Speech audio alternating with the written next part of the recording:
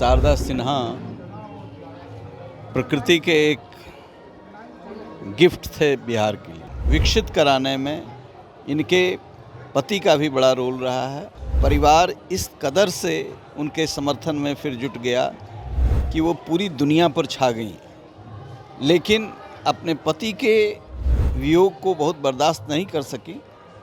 छठ गीत के साथ ही उनका अंत हो गया। पार्थिव शरीर त्याग गया है, उनका स्वर यहाँ के वायुमंडल में है, विश्व के वायुमंडल में है, उससे कभी विरक्ति नहीं मिल सकती। बिहार की धरोहर शारदा सिन्हा अब हमारे बीच नहीं रही। पटना के गुलमी घाट पर उनका अंतिम संस्कार किया जा रहा है और इस मौके पर लगातार हर एक लोग गमगीन हैं और उन्हें श्रद्धांजलि देने के लिए लोगों का पटना के गुलमी घाट पर तांता लगा हुआ। हमारे साथ जहानाबाद के पूर्व सांसद अरुण कुमार जी भी आए हुए हैं।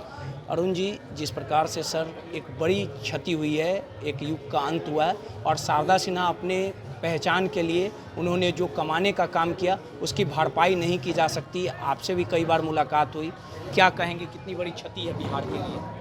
देखिए, मैं समझता हूँ कि शारदा सिन्हा प्रकृति के एक गिफ्ट थे बिहार के लिए। बिहार के लिए प्रकृति के गिफ्ट थे और लोक आस्था के इस पर्व के प्रति समर्पित थे। सूर्य के साथ उनका उदय हुआ और सूर्यास्त हुआ।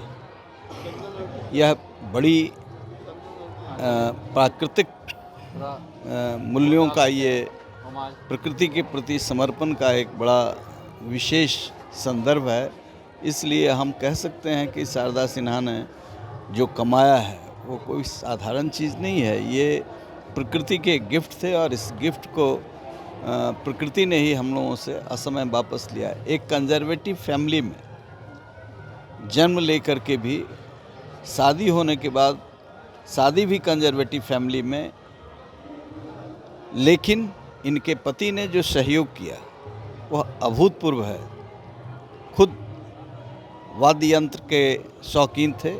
इनके गला को विकसित कराने में इनके पति का भी बड़ा रोल रहा है और परिवार इस कदर से उनके समर्थन में फिर जुट गया कि वो पूरी दुनिया पर छा गई, लेकिन अपने पति के वियोग को बहुत बर्दाश्त नहीं कर सकी।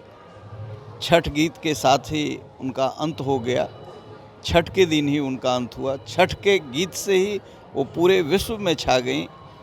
मात्र 44 दिन में पति के निधन के बाद 44 दिन इस वियोग के क्षण को उन्होंने बिताया और वह क्षण उनके लिए कठिन था। तो ये सब भारतीय संस्कृति के मौलिक संरचना के प्रतिनिधि थे, ऐसा मैं कह सकता हूँ। इस क्षति की पूर्ति नहीं हो सकती है। हम इस महान आत्मा को नमन करते हैं। सर, संघर्ष से लेकर सफलता का जो आयाम उन्होंने लकीर खींचा वो सदियों तक याद रखा जाएगा। जब तक भगवान भास्कर को अर्घ्य दिया जाएगा उनके गाने बजते रहेंगे। लेकिन एक इम्पॉर्टेंट बात ये भी है कि लता जी का भी निधन जो है सरस्वती पूजा के दिन हुआ था और इनका जो गाने, छठ के गानों से इनकी पहचान बनी थी, छठी पूजा के देखिए, ये तो शारदा थी ही, सरस्वती के प्रतिनिधि थी और लता जी भी सरस्वती की प्रतिनिधि थी।